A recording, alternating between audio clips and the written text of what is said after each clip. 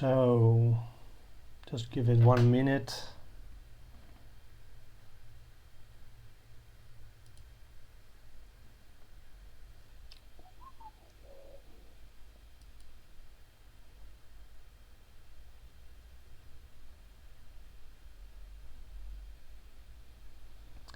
Okay.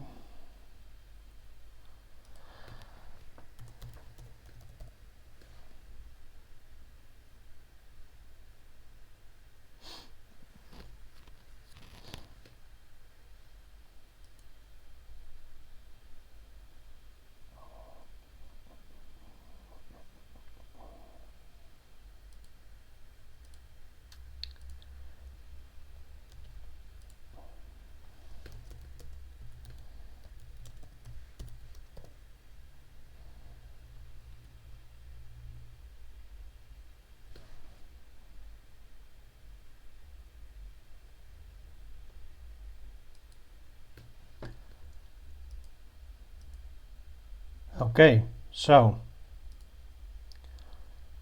hey everyone, thank you all for joining. My name is Martin from OWA Leads, and over the course of this presentation I'm going to be covering the basics of selling on Amazon, right? After that I will be addressing some of the questions you submitted through either the chat or the Facebook group. And then after that I will be going through the chat to see if there are any questions there. So please don't put the questions in now, because I probably don't see them then, right? So without further ado, let's get started.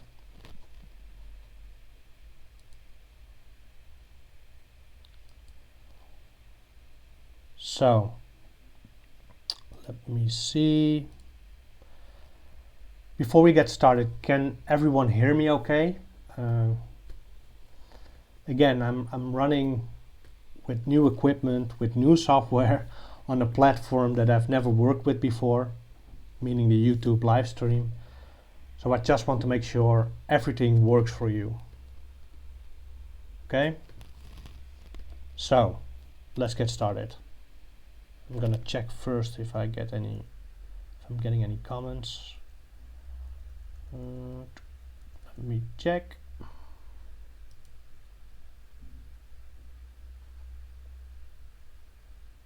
Okay, I see nothing. So what I will do is I will just get started with this. And if people jump in later, they can always scroll back. All right. So, what is Amazon FBA? So let's cover some of the basics first to make sure everyone is on the same page. FBA stands for Fulfillment by Amazon. And the reason why this is so powerful and smart is because it allows anyone with any type of budget or time schedule to start selling online. Remember, before FBA you only had things like eBay, where you could list the items you wanted to sell, but you had to take care of shipping and deal with first-line support issues yourself. And with first-line support issues, I mean things like returns and questions regarding delivery times, stuff like that. Now, if you were smart, you made sure you set something up in the form of some logistics pipeline to make sure things ran as smooth as possible. But this required that you had a certain amount of capital at your disposal and an upfront investment most could not make, and often banks would not support. Now, the FBA model made sure that this isn't necessary anymore. However, I do want to point out one big mistake people make regarding this. You see, many people mistake Amazon FBA for a business model, and that it is not. Amazon FBA is a logistics model which enables certain business models. And that is a small but very important distinction.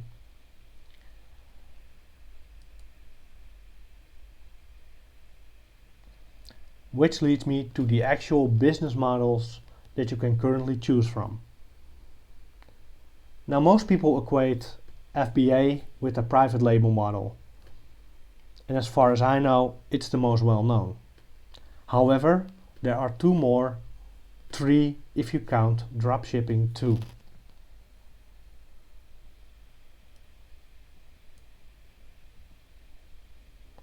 One is wholesale and the other is arbitrage, which can be subdivided in online arbitrage and retail arbitrage. Now, online arbitrage is where you find and sell products only online, and with retail arbitrage you basically go to a physical Walmart, buy inventory and ship it to the Amazon warehouse. It's a small difference, but distinct enough to make the difference. Now, I've said this so many times and I may sound like a broken record by now, but when you are just getting started, please, pretty please even, don't start with private label. Why is that? Well, the reason is because you need money, and I don't mean $500 or $1,000, I mean at least $10,000. Next to that, you need a lot of time to invest in research, cultivating your brand, stuff like that. And most people don't have time. Most people do it next to work, right? And you have to really see it as like a second job if you do private label, time-wise as well as money-wise. And the last thing is knowledge. And I don't mean knowledge about just digital marketing, but also the markets in which you intend to sell.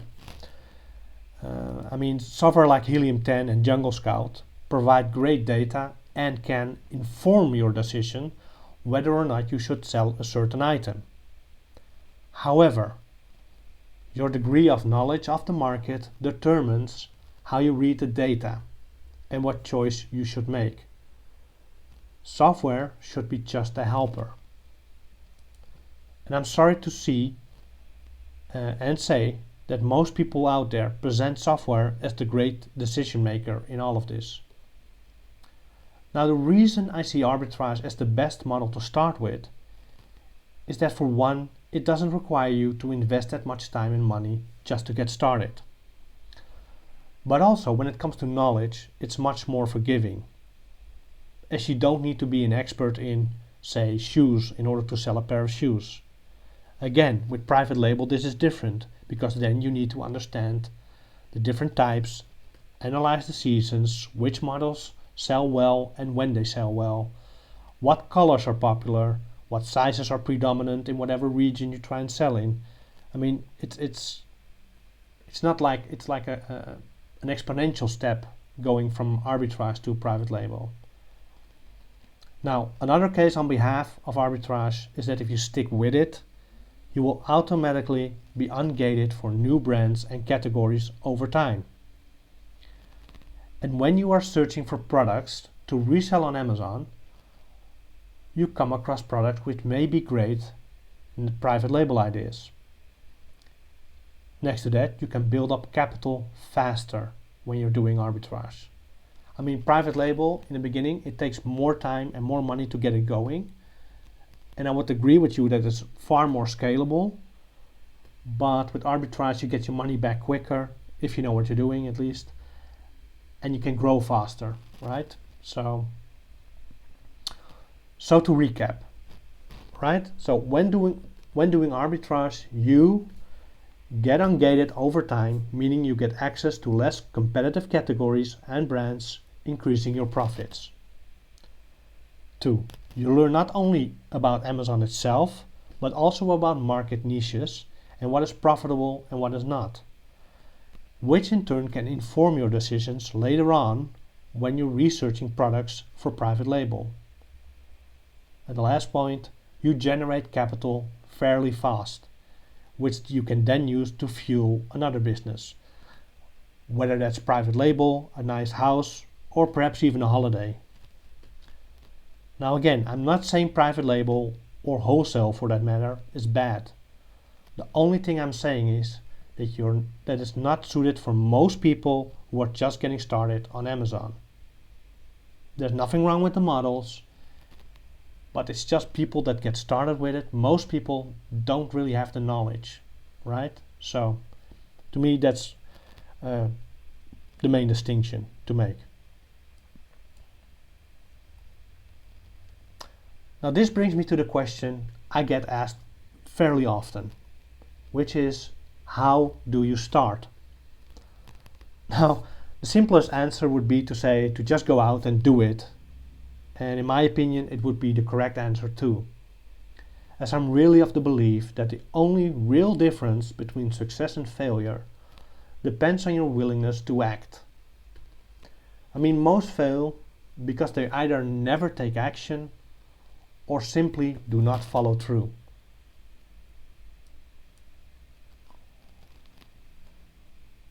However, if you want me to go into specifics, I think my first piece of advice would be that you have to acquire knowledge first and foremost.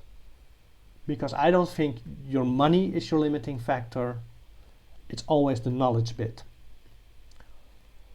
Because if you then hone your skills, the money will come eventually. Now, you can gain knowledge by looking up things yourself and learn through making mistakes.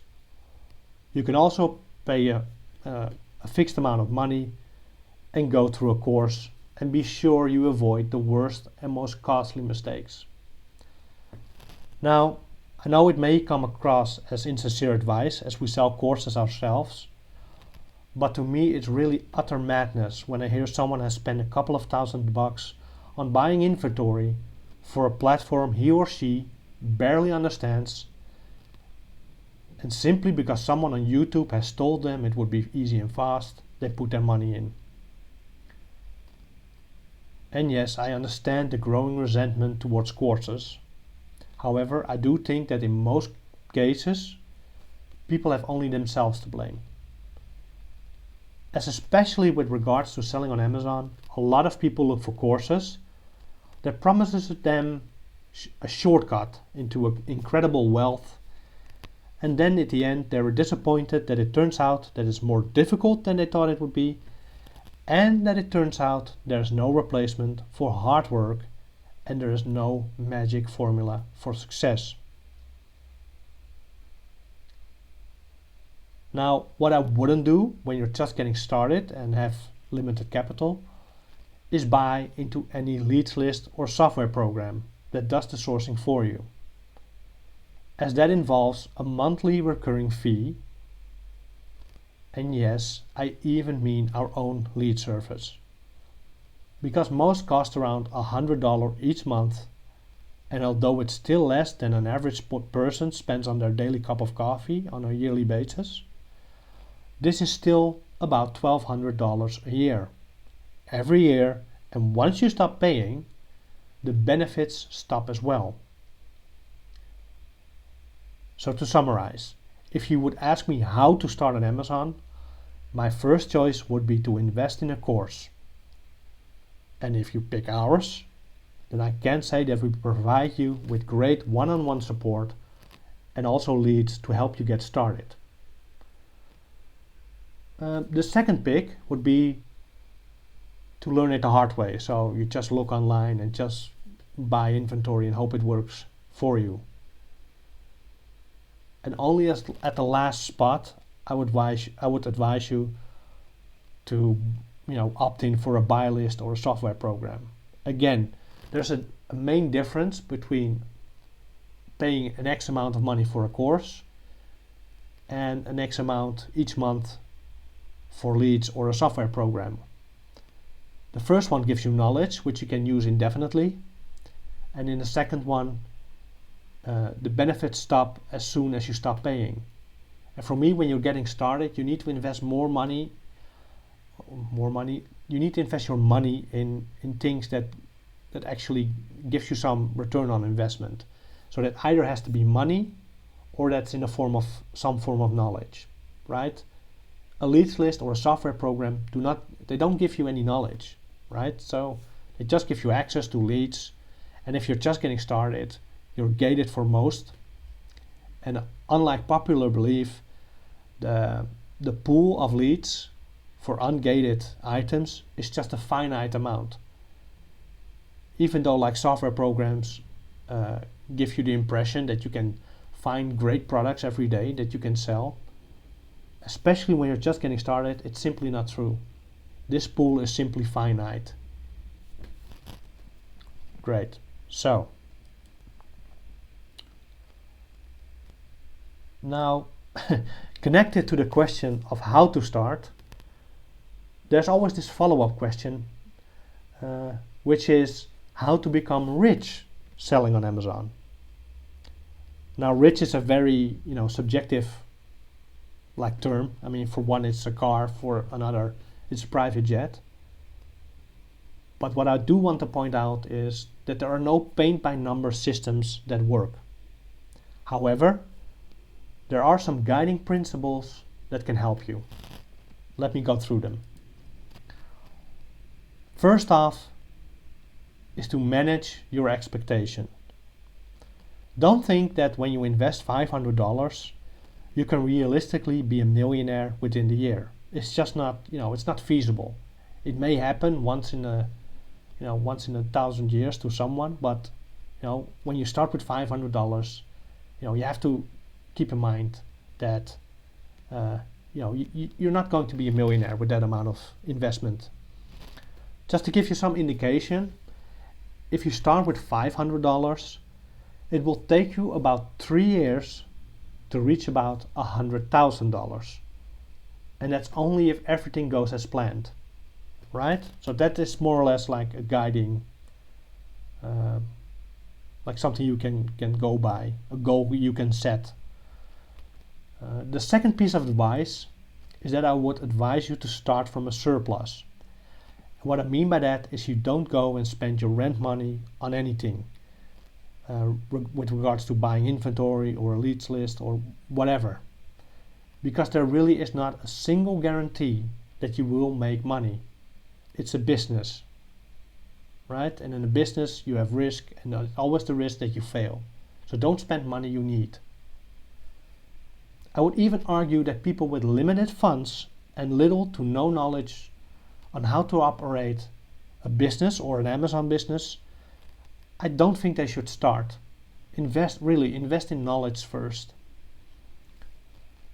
Now, the third piece of advice I would like to give is that you should take your time and don't try and rush anything. And related to time, I would say that you need to do the work on a consistent daily basis. It's better to do a bit of work every day than it is to try and cram everything in a free Sunday afternoon.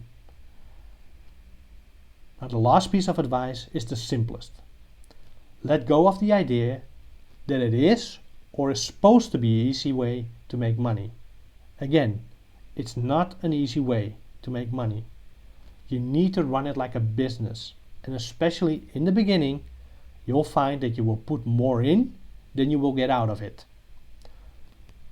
Now, I know that some of this all sounds like common sense, but I have found that there's a certain need to bring it to the Amazon sellers of the world, as I see some outrageous assumptions and ideas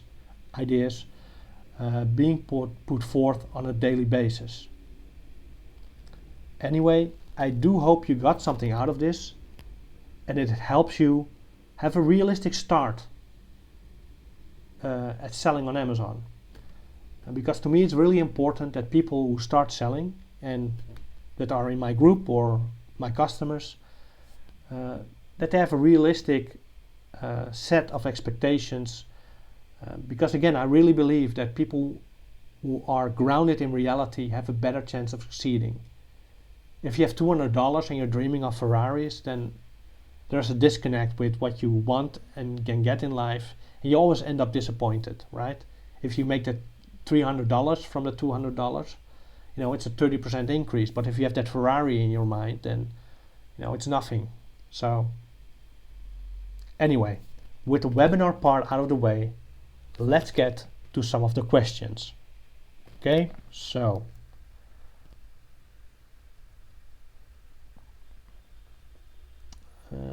let me see where that is. So, again, as I said in the beginning, the first questions I will try and answer are the ones people submitted through the chat on our website, our Facebook group, and email. After that, I will go through the chat and see if there are any questions I can answer there. Right, so let me go to that.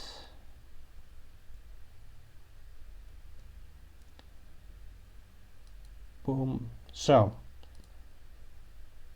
all right, so first question is from Mary via our Facebook group. Is there a way to add a product to a box that you've already printed the UPCs for? I've had boxes perfectly aligned, and then I'm told something is overstocked and should be removed. So after I do that, my box is no longer full, and I've just been adding paper because I couldn't find a way to add more products between brackets books. Please, can someone help me? So, okay, so I have to say this first question is a bit, it's confusing me a tiny bit. So you say you printed the UPCs. Do you mean the universal product codes, or do you mean the shipping labels from UPS? Because if it's the former, the UPCs, I'm a bit at a loss, as I don't really understand what you mean, as the code is related to the product, the private label product or whatever product you have, and not something you should print out and stick on a box. Now, if it's a shipping label, I know from experience that UPS, not UPC, but UPS themselves don't really care what's in the box and how much it weighs, as they weigh the packages on the conveyor belt and send you a bill later based on what they have weighed themselves. Amazon, however, is a bit of a different story. They are, or I should say, they have become very strict when it comes to what you say you ship and what they actually receive. So, and you get penalties, and your inventory gets stranded, and you get all this hassle you don't really want. So if that is the case, that you basically need to adjust the amount you are going to ship to Amazon, they simply create, just create a new shipment plan to Amazon. And kind of connected to that, I really advise people, even if you live in the States and you only do online arbitrage, to just have a look at prep centers. Because even if if you live in the States, it takes so much work from you at such a low cost. It's like a dollar per package. I mean, again, it depends on volume and how much money you want to earn and stuff like that. But to me personally, the amount of work that dollar takes away, it's worth it, right? It's just annoying. Shipping plans, making sure the package is nicely packed and Amazon accepts it, and it's just hassle to me. But again, if you do retail arbitrage, you already have it at home, so it doesn't make a lot of sense to send it to a prep center. So that then I understand. But and also just to plug my own services a bit, if you sign up for any of our services, we have a deal with a prep center called Profit Gopher, where you can get, I believe, a perpetual 20% discount if you go through us. So it's not like I get some affiliate thing. I basically give everything to people if they want to use the prep center, right? So maybe something you should keep in mind. So the second question. This one is from HDH, again via our Facebook group. So her question is, okay, so it seems all the books are restricted now to list for me. I even tried to relist books that I've already listed, and it's waiting at my prep center. Amazon also gives me the restricted message. What is happening? Okay, so bear with me with this one. So now I can't say, right, with 100% certainty what triggered this for you. What I do know is that Amazon's algorithms continually like update, and you know, they readjust who can sell what and when, which is why I always tell people not to buy too many of the same items or brands when you're doing arbitrage, because let's say you can sell Nike today, you have 100 pairs of shoes, and the next day Amazon tells you you can't sell it anymore. Then you have 100 pairs of shoes you can't sell. So it's better to have like different, spread it out, right? Now I also know that in the final quarter of each year, they restrict a lot of categories, brands, for new or relatively new sellers. So if you're new, it could be that.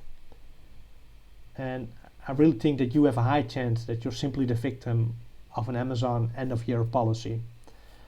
Now, again, what you have to realize is that things like Black Friday, I'm sorry, Good Friday. Black Friday have not been invented for the benefit of customers.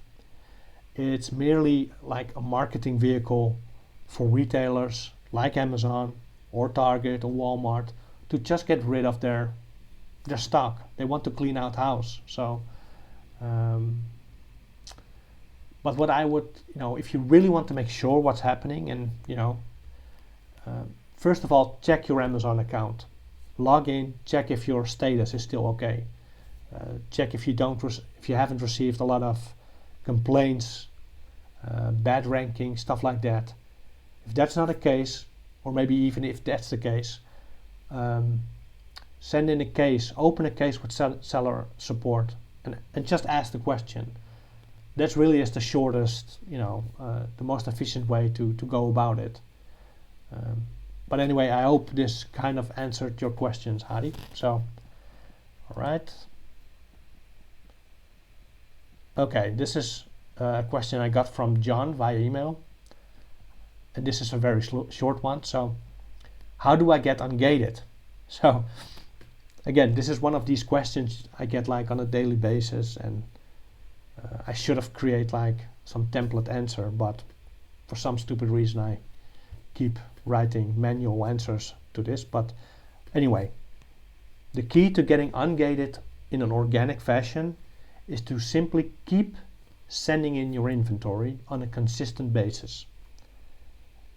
And whether you believe it or not, you will find that Amazon ungates you once you have proven to them that you are a trustworthy seller. So your seller metrics have to be good, you have to be consistent, and then it will happen automatically. Now, as a side note, what most people don't realize, at least not fully, is that Amazon owns all the listings and not the individual brand owners. So when Nike lists their shoes on Amazon, it's not Nike owning the listing or the pictures or whatever. Nothing on that listing is your property, not even if you're a private label guy, right? Everything is owned by Amazon, and Amazon in the end is the one that determines whether or not you can sell on a particular listing, right? So something to keep in mind. Now, you can also decide to force open, you know, certain categories or brands for you, right? But unless you're certain that your potential earnings will cover those costs, and you can actually find enough items you can sell within that category or brand, I would not pay for such a, they call it ungating services, because I think it's like you need to, it's at least $500, I believe, right? That's the last time I checked. And personally, I never had to use it, had any use for it, because sure, in the beginning I couldn't sell Disney, I couldn't sell Nike, I couldn't sell Adidas, but there were enough things I could sell still. And there is no guarantee to me that if I pay an ungating service for Nike, that I will generate enough profit to get that money back. To me it was a risk, especially in the beginning, right? Now I could just pay for it, but in the beginning, it was $500. I'd rather spend $500 buying stuff that I could sell and make money out of it and grow that way. I mean, you really, again, it boils down to managing your costs as well. $500 for someone who's just getting started, to me, that's like, it's enough money to seriously consider not doing it, right? So, and again, an ungating service, if Amazon cleans house tomorrow and gates you again, then you have to pay that money again. So to me it's, again, unless you're having like this great big idea for, say, a private label, where you develop your own product, but you're not gated, or not gated, you are gated in that specific category, then I would decide to do it. Then it's just a cost of doing business, because you have a definite plan. You really have an idea to develop something within that category. So then I would pay for an ungating service. But for arbitrage, wholesale, to me it's like, I wouldn't do it. But that's up to you. Okay. So questions. So this one is from Tim, again via our Facebook group. I know the US market, Amazon.com, is the biggest. But what do you think about selling on other markets like the UK Amazon or the German Amazon? Good question, by the way. So again, it's true that the Amazon US marketplace is the biggest. It also has the most sellers, which makes it highly competitive. So then the question is, would you do well to look at Amazon or European markets or elsewhere? Now, again, I have to think about this, but my answer would depend on what model you intend to pursue and what products you will try to sell. Because it's my experience that when it comes to Europe, Amazon is not really the only online player. It's not as big as it is in the States. Right? So where people in the States, people most often don't even bother looking at another site for a product they want to buy. Amazon is just this one-click buy thing. They don't even think about it. Which means that for arbitrage, and again, European customers are more critical. They have more choices. So if they see, I don't know, a pair of shoes for $99 at Amazon, they will go to, let's say, the German counterpart Zalando, and they see it for $79, then they will go for the $79, right? There is no, I don't know, I don't feel, and maybe I'm misreading the US market, but from my personal experience, I found that US customers on the Amazon marketplace are much less critical than elsewhere. So again, this means for arbitrage that selling in European markets, for instance, becomes extremely hard. Again, customers scouring various retailers or e-tailers. So again, maybe wholesale, right? Wholesale might work, providing you find a really good deal with a supplier. And private label can work just as well as it can in the States, because you have your own product. There's no one else in Europe probably selling that specific product. But again, then you really, just like on the Amazon US market, you really have to put a lot of time and effort in branding making sure your brand connects with that culture and language. I mean, I lived in Spain for 2 years. I can assure you that the Spanish don't respond the same way to a certain commercial like an American would, and vice versa, right?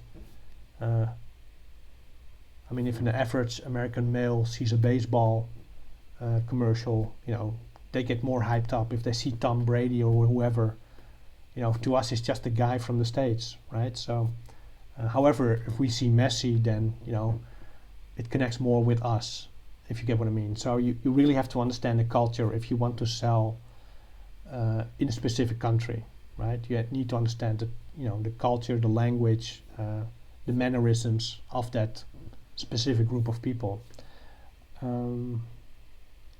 So, and of course the laws are different, but if you're in the, if you're looking into selling on the European market, you probably already know about, certain laws. So, and you have to research that.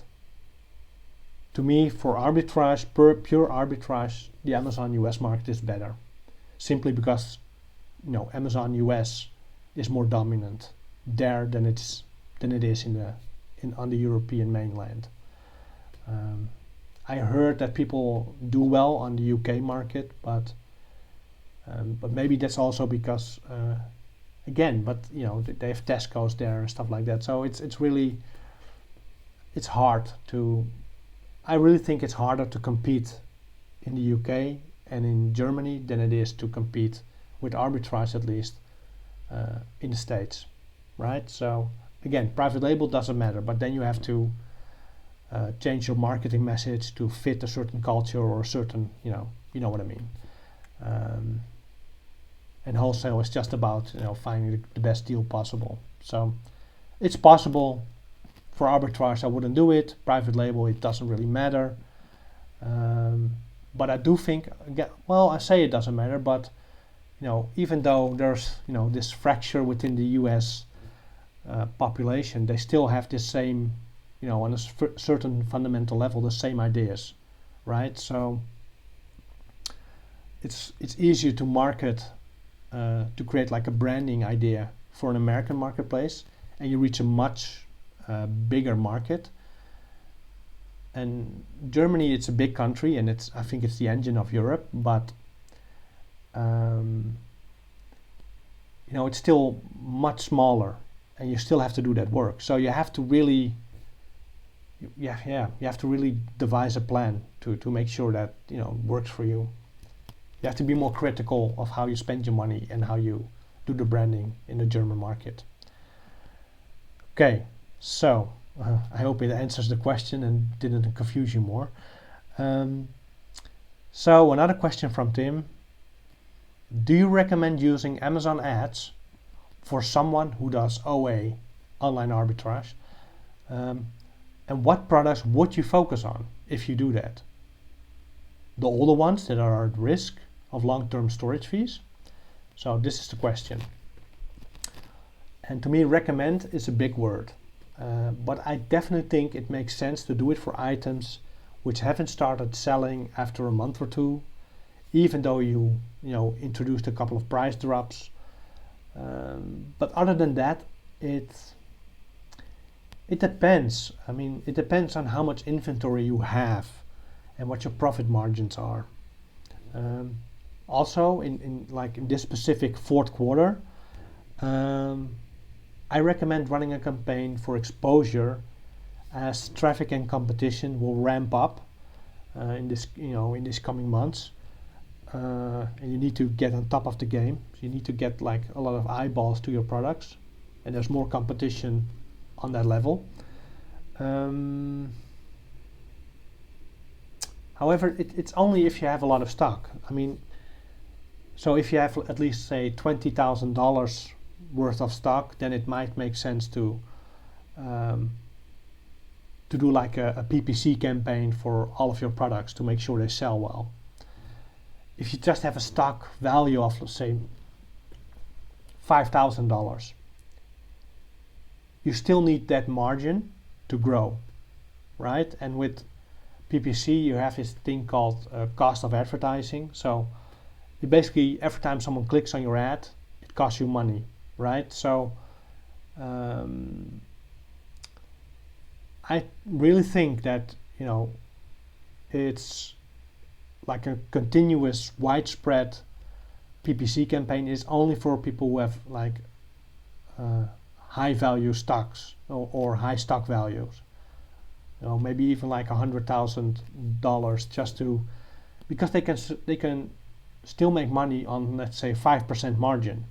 right? It's still a significant amount of money they can make and put back in their business. Again, 5% of 100,000 is still significant. 5% of $5,000, well, it's nothing. It's a terrible, you can't really grow anymore. So you need the margin more when you have lower stock value. So then I would,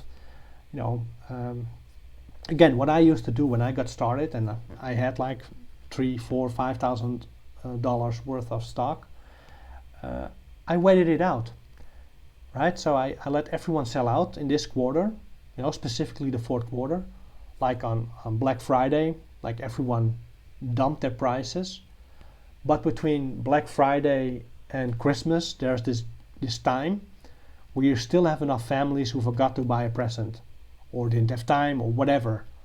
And they don't really care about the fact that you don't have to buy bucks, or instead of the list price of $30, you sell it for 40 or 50 bucks. They just need that little toy or whatever. So it really, again, advice is difficult to give, especially if I don't know the situation you're in.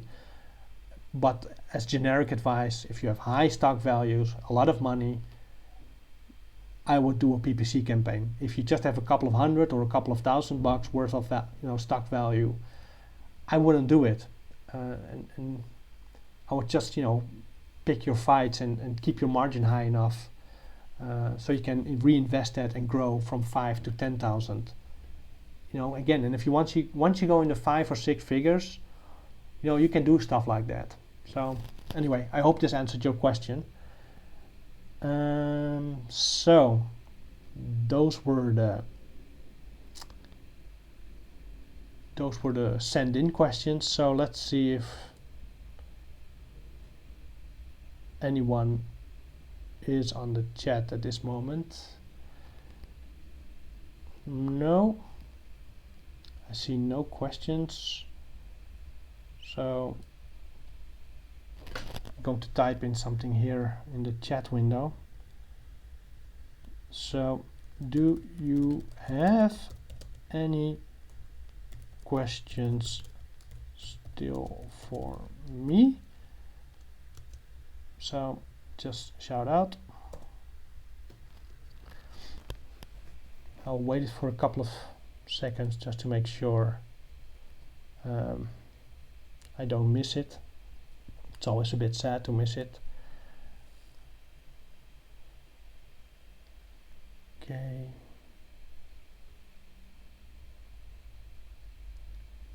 No, I don't think any more questions are there. So I think this was about it. I do hope you found it useful, even if you watch it later on and not live. And before you go, if you're interested in learning how to sell on Amazon without all the hyping and all that stuff, please have a look at the links in the description down below. But definitely like the video and subscribe to our channel, as that's a big help as well. Other than that, I hope you enjoy what remains of your weekend, and I hope to see you next time. Bye!